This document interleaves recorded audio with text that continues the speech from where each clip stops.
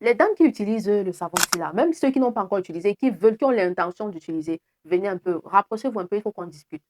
Est-ce que vous savez que le savon-ci, ce n'est pas un savon universel? C'est-à-dire que ce n'est pas toutes les peaux qui doivent l'utiliser. Est-ce que vous savez ça? Si tu as fait le Jiangsan, ce n'est pas le savon-ci là qui va te redonner ta peau d'avant. Non. Si tu as la peau sensible, la barrière cutanée sensibilisée, la barrière cutanée fragilisée, si tu as des rougeurs, le savon-ci ne va pas t'aider. Et la pire erreur que tu commets avec ça, c'est que tu l'utilises tous les jours. Tu te fous de ce que c'est le jour ou bien c'est le soir. Vraiment, tu utilises ça à toute heure. Et la pire des choses, c'est qu'il y en a qui, pour que ça agisse mieux, entre guillemets, laissent reposer ça sur le visage comme le masque. Ah. Donc, les gens étaient fous pour faire la formulation des masques à part et faire la formulation du savon à part. Les gens étaient fous. Sinon, expliquez-moi.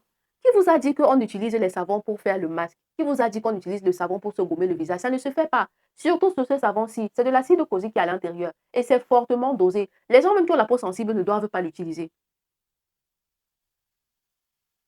Et parfois, vous utilisez ça, vous n'avez même pas de crème solaire, vous n'avez même pas une très bonne crème hydratante. Qui vous envoie même sur le genre de savon-ci? Attention, je n'ai pas dit que ce n'est pas un bon savon, je n'ai pas dit que ce n'est pas efficace. Je dis simplement que ce n'est pas un savon qui est dédié à tout le monde.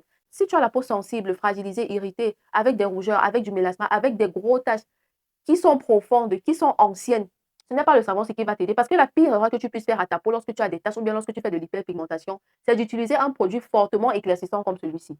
Donc, si tu utilises ce savon, ou bien si tu as l'intention de l'utiliser, premièrement, il ne s'utilise pas tous les jours. Il s'utilise seulement les soirs. On ne fait pas de masque avec.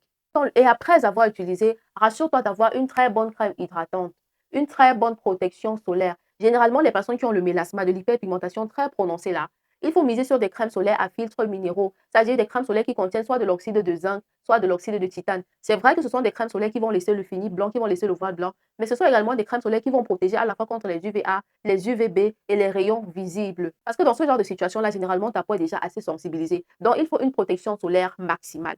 Donc, ne cours pas seulement vers ce savon-ci parce qu'on t'a dit que ça agit rapidement, ça éclaircit en 24 heures ou bien en 48 heures. Non. Pose-toi la question de savoir, est-ce que ma peau va tolérer ce savon-ci?